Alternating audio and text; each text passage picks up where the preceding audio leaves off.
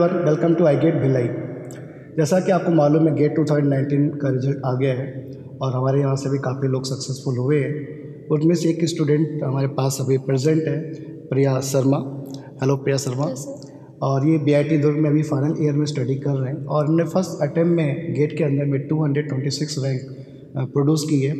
और ये बहुत अच्छी बात है कि आप फर्स्ट टाइम में इतनी अच्छी रैंक प्रोड्यूस करते हैं और एक लोकल कॉलेज में रहते हुए, प्राइवेट कॉलेज में पढ़ते हुए। और ये बहुत ही मोटिवेटिव बात है कि आपने कॉलेज के टाइम में रहते हुए स्टडी किया, पढ़ाई किया, ड्रॉप नहीं लेना पड़ा आपको और एक आप विद इन 500 के अंदर एक रैंक लेके आ रहे हैं। तो इनसे बातचीत करते हैं, उन्होंने प्रिपरेशन कैसे की इन्होंने और अपने आपको कैसे मोटिवेटेड रखा और एक अच्छी रैंक प्रोड्यूस करने के लिए। तो प्रिया, आप अपने बारे में कुछ बताएं कि आपके फैमिली में क्या है, कैसे है और आपने कैसे प्लान किया कि हमें गेट की प्रिपरेशन करनी चाहिए। हेलो एवरीवन, जैसा सर ने बताया, मेरा नाम प्रिया शर्मा है। मेरी रैंक 226 आई है एंड मैं भिलाई में ही रहती हूँ। मेरे पापा का एक स्मॉल बिजनेस है, एक शॉप है। तो हम लोग के घर में ऐसा है कि ज़्यादा एजुकेशन की वैल्यू बिजनेस साइड नहीं है। तो टेक्निकल फील्ड में जाने के लिए मुझे ये दिक्कत हुई कि मुझे कोई घर में गाइडेंस नहीं। मेरी स्कूलिंग जैसे दिल्ली पब्लिक स्कूल से हुई, तो मैंने वहाँ पे देखा मेरे कई सीनियर्स हैं, उन्होंने बाहर ना जाके भिलाई में ही वो लोग स्टे किए और बीआईटी में यहीं की प्राइवेट कॉलेज में एडमिशन ले लिए एंड सिद्धार्थ सर के पास कोचिंग में आए। क्योंकि यहाँ पे जो गेट का एनवायरनमेंट है वो आई डोंट नो बाहर कहीं मिलता है या नहीं। तो यहाँ पे मेरे सीनियर्स ने मुझे गाइड किया कि सिद्धार्थ सर हैं, उन्होंने वो बहुत अच्छा गेट की प्रिपरेशन कराते हैं। तो मेरा भी वही एम था कि मैं जाने से अच्छा है कि यही घर पे रहो और टारगेट करो टॉप कॉलेजेस के लिए। सो गेट इज़ दैट अपॉर्चुनिटी जो हमें सेकेंड अपॉर्चुनिटी मिली है कि हम आईआईटी जा सके या ट्रिपल आईटी एनआईटी टॉप के कॉलेजेस में जा सके। सो मैं यहीं रुकी और सर के पास कोचिंग ली। तो प्रिया, जैसे तुम जब 11-12 पढ़ती थी तो उस समय भी तुमने आईआईटीज़ की प्रिपरेशन की होगी। तो उस समय क्या प्रॉब्लम्स हुआ आपको, आपको क्या लगा कि तुम्हारी प्रिपरेशन में कहाँ कमी रह गई थी उस टाइम में?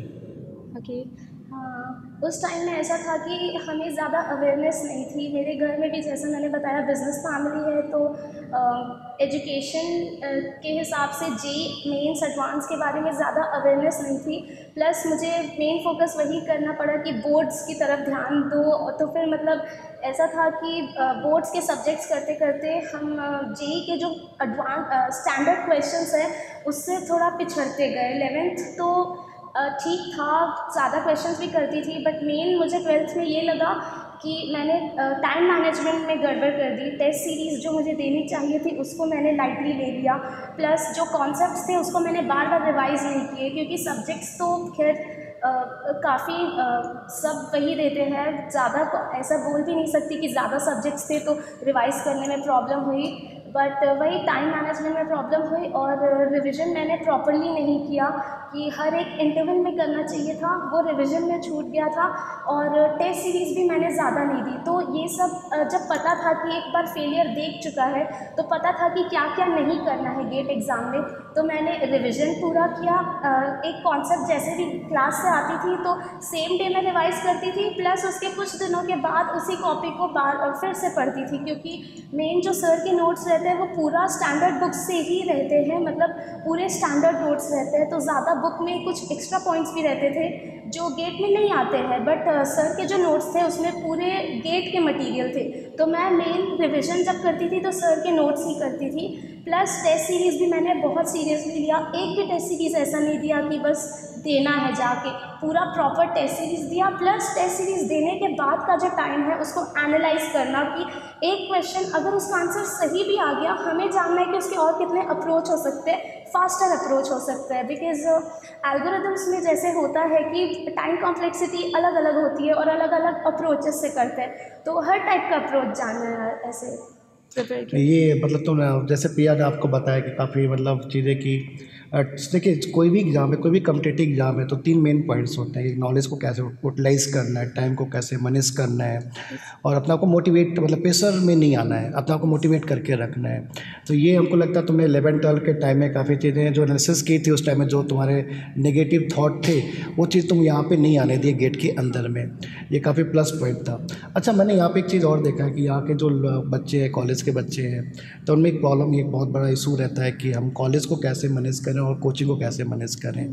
तो तुमको कहाँ पे प्रॉब्लम्स आती थी, कैसे मैनेज करते थे तुम? प्रॉब्लम्स तो वो छोटी छोटी प्रॉब्लम्स रहती है सर, सबके साथ होती है।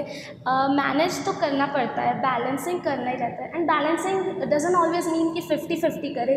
आप 90-10 कर लीजिए, 10% कॉलेज में ध्यान दीजिए और 90% गेट में ध्यान दीजिए टाइम के हिसाब से। और जब मतलब कॉलेज का टाइम आए तब कॉलेज में ज़्यादा ध्यान दीजिए और गेट का थोड़ा सा कम कर दीजिए। तो मैनेज मतलब ये जो अभी टाइम रहेगा 1 ईयर का टाइम है गेट 2020 के लिए, उसमें आप अपने आप समझ जाएंगे कि कब हमें कॉलेज में ध्यान देना है और कब गेट में। अगर आपका कॉलेज में भी एंड सेमेस्टर एग्ज़ाम्स वगैरह चल रहे हैं तो ऐसा नहीं कि गेट की प्रिपरेशन एकदम ही बंद कर दो। आप थोड़े थोड़े कॉन्सेप्ट्स पढ़ लीजिए या फिर जो सिंपल 1 मार्क क्वेश्चन है गेट के उन पे ध्यान दे दीजिए, और या फिर छोटे छोटे टेस्ट सीरीज़ दे दीजिए जो सब्जेक्ट टेस्ट होते हैं, वो सब में फोकस कर सकते हैं। तो मतलब कुछ स्पेशल तुम करते थे क्या कि गेट के प्रिपरेशंस के लिए, कि मतलब जैसे कि टेक्स्ट बुक्स पढ़ना और क्या आवर्स डिसाइड किए हुए थे क्या मुझे आवर्स डेली पढ़ना चाहिए, ऐसा कुछ था तुम्हारा?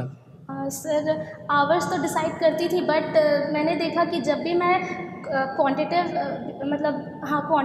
बेसिस पे जब भी प्रिपेयर करने स्टार्ट करती थी उतना हो नहीं पाता था कि हमारा माइंड का स्टेबिलिटी कितना है वो टाइम के हिसाब से नहीं जज कर पाते हैं कि हमने कितना कॉन्सेप्ट पढ़ना है, उस हिसाब से जज करना है। जैसे हम लोग सब्जेक्ट वाइज पढ़ते हैं, सब्जेक्ट वाइज ना पढ़ के हम लोग टॉपिक वाइज पे फोकस करें तो ज़्यादा अच्छा रहेगा। और टॉपिक के लिए गेट ओवरफ्लो वगैरह में टॉपिक का बाइफिकेशन बहुत अच्छा दिया हुआ है उनके पीडीएफ्स वगैरह में, तो वहाँ से टॉपिक उठा लो कोई और एक टॉपिक पे फोकस करो, जिस समय जो टॉपिक पढ़ने का मैंने उस टॉपिक पे जाओ। ये बहुत अच्छा है कि आप टॉपिक वाइज फोकस करें, टॉपिक वाइज क्वेश्चन बनाइए। जैसे हम लोग भी यहाँ पे क्लास लेते हैं तो टॉपिक कंप्लीट करते हैं, उससे रिलेटेड जितने भी क्वेश्चन है पहले करा देते हैं, क्योंकि टॉपिक वाइज अपने आप को क्लियर करते जाओगे तो ज़्यादा अच्छा रहेगा, प्रिपरेशन भी काफ़ी साउंड होती जाती है। तो बेटर है कि हम टॉपिक वाइज अपने आप को प्रिपेयर करें, टॉपिक वाइज अपने आप को हम लोग यहाँ पे स्ट्रॉन्ग करें।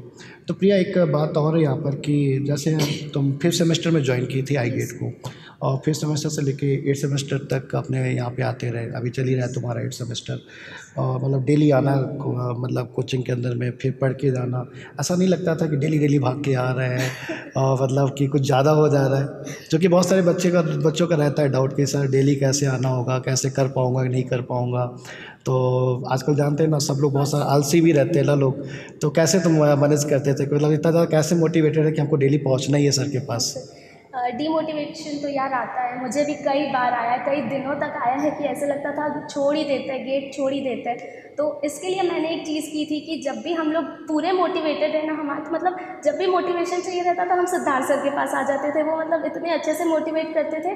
तो मैं क्या करती थी, घर आके मैंने एक जर्नल बना लिया और उसमें जिस दिन मैं मोटिवेटेड रही हूँ उसका पूरा लिख लेती हूँ कि या आज मैंने सर ने ये सब कहा है इसीलिए मुझे गेट पढ़ना है। तो जिस दिन डीमोटिवेशन आता था तो 1-8 घंटे तक तो मुझे समझ नहीं आता था कि मैं नहीं पढ़ रही हूँ, मतलब होश नहीं रहता था। बट फिर जैसे ही पता चलता था शिट मुझे पढ़ाई करनी है, तो मैं वो जर्नल को पलट के देख लेती थी कि ये सारे रीजंस हैं मेरे पढ़ने के, मतलब हमें याद रहना चाहिए कि हम ये क्यों कर रहे हैं। बिल्कुल सही है, ये मतलब बहुत प्लस पॉइंट है कि आपका जो फोकस है वो टूटना नहीं चाहिए। मतलब आप कोई भी चीज़ प्लान कर रहे हैं, जब आपने प्लान स्टार्ट किया था तो उस समय आप मोटिवेटेड थे उस प्लान को लेकर, और एक आपके पास मतलब एक बोल सकते हैं कि एक मतलब था कि कुछ करना है लाइफ में, तो उसके पीछे एक रीज़न होता है, एक रीज़न था, तो उस रीज़न को नहीं भूलना चाहिए। यदि आप रीज़न भूल गए कि हमने किस काम को क्यों स्टार्ट किया था, तो फिर वो चीज़ आप बहुत अच्छे से परफॉर्म नहीं कर सकते हैं। तो आपने जैसे सबसे ज़्यादा क्या, जैसे प्रिपरेशन देखो, अपना जो गेट का प्रिपरेशन कई पार्ट में होता है कि आप अपने नोट्स बनाए, टेक्स्ट बुक्स पढ़े, फिर आपने सब्जेक्ट वाइज टेस्ट दिया, फिर आपने मॉक टेस्ट दिया, तो आप कैसे वेटेज देते हो कि मतलब जैसे मैं 100 में ब्रेक करूं कि 100 में आउट ऑफ 100 में हमको 50% होता है सब्जेक्ट कंप्लीट करने में, फिर 25% हमको इसमें देना है, 20% इसमें देना चाहिए, और टेस्ट सीरीज़ कितना इंपॉर्टेंट होता है अपने लिए यहाँ पर, और मतलब कैसे तुम इसको डिवाइड करते हो प्रिपरेशन को? जैसा सर ने बताया कि मैं 5th सेमेस्टर से आई गेट ज्वाइन कर ली थी, तो मैंने ऐसे किया था कि जब 5th सेमेस्टर में ज्वाइन किया था तो 5th और 6th सेमेस्टर मैं ज़्यादा क्वेश्चन सॉल्विंग में फोकस नहीं कर पाती थी, क्योंकि कॉन्सेप्ट्स ही नहीं पता थे। जो बेसिक कॉन्सेप्ट्स है, सबसे पहले तो मैंने अच्छे से टाइम देके वो सारे कॉन्सेप्ट्स को बिल्डअप किए। जैसे सर पढ़ाते थे, सर से डाउट पूछती थी और मतलब कॉन्सेप्ट्स ही बिल्ड करती थी। फिर जैसे ही ये टाइम हुआ लास्ट ईयर में जब सक्सेस पार्टी हुई थी, तो सारे हमारे सीनियर्स आए थे, उन्होंने बताया, तो उस दिन से मैंने डिसाइड किया कि मैं ज़्यादा फोकस अब क्वेश्चन सॉल्विंग पे भी करना चाहिए। तो मार्च से पहले तक तो जून 2018 से नहीं सॉरी जून से मार्च का जो टाइम था, उस समय मैंने कॉन्सेप्ट बिल्डिंग पे ही फोकस किया और नोट्स बनाए, नोट्स प्रिपेयर किए ताकि वो लास्ट मोमेंट में काम आ सके। फिर उसके बाद मार्च से मैंने क्वेश्चन सॉल्विंग पे ध्यान दिया। क्वेश्चंस ऐसे भी नहीं कि पूरे गेट लेवल तक पहुंच जाओ, पहले बेसिक कॉन्सेप्ट जो छोटे छोटे क्वेश्चंस होते हैं ना, कई साइट्स में मिल जाते हैं, सी प्रोग्रामिंग के क्वेश्चंस, वो सारे के क्वेश्चंस मैंने फोकस किए। फिर उसके बाद मैंने टेस्ट सीरीज़ ज्वाइन किया। टेस्ट सीरीज़ का मैंने फिर डेली टाइम टेबल सेट करना शुरू कर दिया। एक हफ्ते की आड़ में मैं टेस्ट सीरीज़ देती थी कि जैसे एक हफ्ता मैं पूरा सी प्रोग्रामिंग पढ़ूंगी तो उसका फिर टेस्ट दूंगी। सब्जेक्ट टेस्ट होते हैं, तो आधा सी प्रोग्रामिंग पढ़ी, फिर टेस्ट दी, फिर आधा पढ़ी, फिर नेक्स्ट वीक टेस्ट दी। ऐसे करते करते मैंने टेस्ट दिए। फिर मैंने टेस्ट की इंटेंसिटी बढ़ाई मेन, प्लस टेस्ट देने के बाद जो मेन काम होता है वो होता है एनालाइज करना, कि टेस्ट तो यार हम लोग तुरंत दे देते हैं और वो टेस्ट गेट में तो आने वाला नहीं है, तो मेन हमें टेस्ट से निकालना है क्वेश्चंस। जो क्वेश्चंस है उसको कितने तरीके से हम लोग वो सॉल्व कर सकते हैं, या इस क्वेश्चन से और किस टाइप के क्वेश्चंस बन सकते हैं, या ये क्वेश्चन और किस तरीके से फ्रेम हो सकता है। तो मेन काम टेस्ट सीरीज़ के बाद का यही था, उसका एनालिसिस करना। मेरा तो ऐसा हो जाता था कि अगर 3 घंटे का टेस्ट दे रही हूँ तो कभी कभी 6 आवर्स भी लग जाते थे उसको एनालाइज करने में। तो मैंने मेन फोकस एनालिसिस पे ही किया और फिर धीरे धीरे इंटेंसिटी बढ़ती गई टेस्ट देने की, और ज़्यादा से ज़्यादा टेस्ट दिए मैंने। फिर ये सबसे इम्पॉर्टेंट है कि आप टेस्ट दे रहे हैं तो टेस्ट का एनालिसिस करना बहुत ज़रूरी है, अदरवाइज टेस्ट आपका कंप्लीट नहीं माना जाएगा। जो कि आपको फिर क्या होगा कि जितना आपसे बन रहा था उतना आपने बनाया, फिर नेक्स्ट टेस्ट आपने दे दिया, फिर उतना ही बनेगा, फिर नई चीज़ आप तो सीख नहीं पाए ना। तो नई चीज़ सीखना है तो इसलिए आपको एनालिसिस करना, जो क्वेश्चन खासकर नहीं बने हैं उन पे ज़्यादा फोकस करना है, और जो बनाए थे आपने गलत कर दिए, उनके कंसेप्ट में आपने कहाँ पे गड़बड़ी की है उसको आपको देखना बहुत ज़रूरी है। तो कितने नंबर ऑफ टेस्ट तुमने दिया होगा इस गेट के प्रिपरेशन के अंदर में? मतलब मॉक टेस्ट के हिसाब से बात कर रहा हूँ कि कितने मॉक टेस्ट तुमने दिया होगा यहाँ मॉक पे? टेस्ट एट अराउंड मैंने मेन फोकस मैंने आई गेट के टेस्ट सीरीज़ जो होते थे उसमें किया, तो उसके मैंने 10 to 12 टेस्ट हुए यहाँ पे, प्लस फिर मैंने मेड इजी के टेस्ट सीरीज़ दिए और एस अकेडमी के टेस्ट सीरीज़ ज्वाइन किए थे, तो उनका पूरा ऑलमोस्ट कंप्लीट ही कर दिया था।